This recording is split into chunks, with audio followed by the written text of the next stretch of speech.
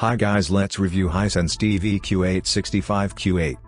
If you gathered a bunch of all-rounders in the TV space together, Hisense would be the majority of the players, and their Q8 series of TVs are the pick of the bunch in this review. I considered just how good the Hisense Q8 is considering features and price. I've always been a massive fan of Hisense TVs. Their ability to offer a high value for money proposition make them a must in terms of your consideration. In the past, I've awarded Hisense TVs as our best TV of the year. Not just on their features and picture quality, but on bang for your buck. The Q8 range comes in 4 sizes, 55, 65, 75 and 85 inches. And while I love the Hisense 85-incher we have at home, for this test I set up the Hisense 65 Q8 in the EFTM office. Straight up, this TV design is not made for entertainment unit usage along with a soundbar. The 2 triangular legs that extend out from the center of the screen give it an excellent, and certainly a premium look. But they don't allow space for a soundbar right there in front.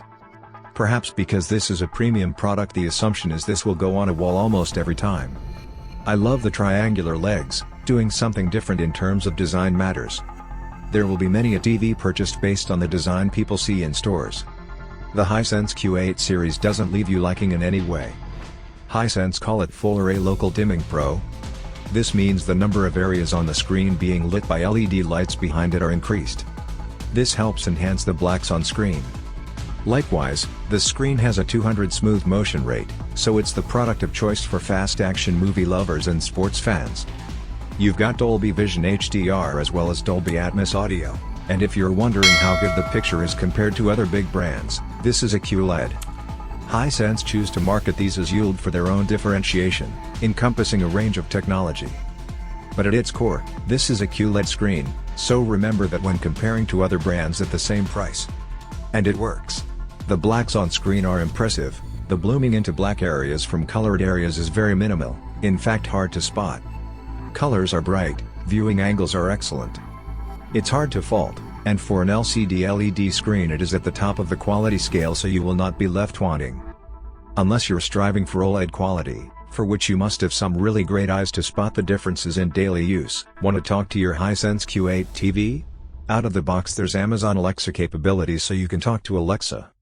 Get information like weather, control your smart home, and importantly search for content across the TV. Google Assistant capability comes when paired with an existing Google Assistant speaker. Honestly, I'm not yet at a point where I find talking to a TV that great.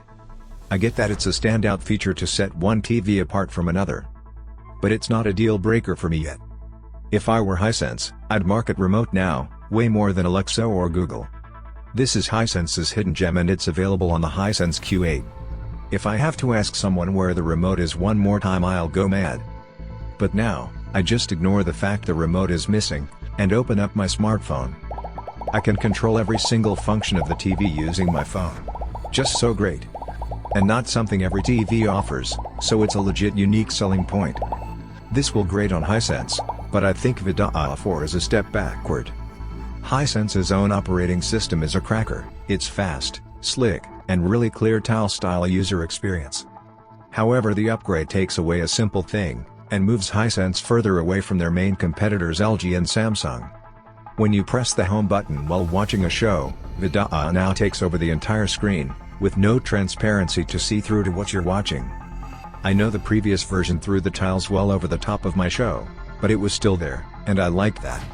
If anything, VIDAA, now a separate business to Hisense, should be looking to move the OS closer to LG and Samsung. Pressing home on both those brands brings up a menu on the lower third of the screen, allowing you to navigate while still having a clear view of what you're seeing. It feels a better approach overall. I get that this is better, it's a step up, it does feel snappier, and it's by no means a reason not to buy the Hisense Q8. Netflix, Amazon Prime, Stan, ABC, SBS, even Tubi. And a bunch of lesser-known strange apps you'll never even look at. But no KO, no Disney+, no Binge, so there's a big gap there. Hisense sell more TVs than almost any other company. So it's win-win for both the streaming services and Hisense to have more apps. As someone who gets asked which TV should I buy? More than 10 times a week, the question of what you watch is number one. If you need KO for sport, then Hisense is a complex offering. You need an Apple TV or Telstra TV or something to make that simple, But that seems ridiculous when it's a smart TV. I hope like heck KO and others come to Vidaa and not just Vidaa 4. Bottom line, this is a smart TV, but it's not in the top class at school, yet. If you're mad for KO or Disney, that is a big negative here. But as a TV, this thing continues Hisense's tradition of batting way above average. Original RRP for the Hisense QA8 was $2,499, you'll find it now for $2,295 at Harvey Norman and JB Hi-Fi. Thanks for watching. Please click on the link in description box to check the current price for the product. Don't forget to subscribe, else you won't miss the next video. This is Jason Peter, signing off.